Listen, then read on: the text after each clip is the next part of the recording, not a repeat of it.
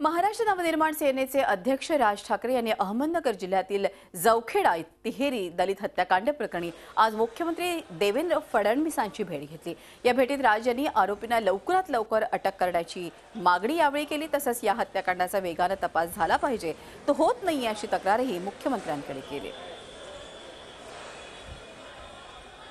मुख्यमंत्र्यांशी मी काल जो गेलो होतो पाथर्डीला आणि त्या गावाला भेट दिली, त्या कुटुंबियांना भेट दिली मी।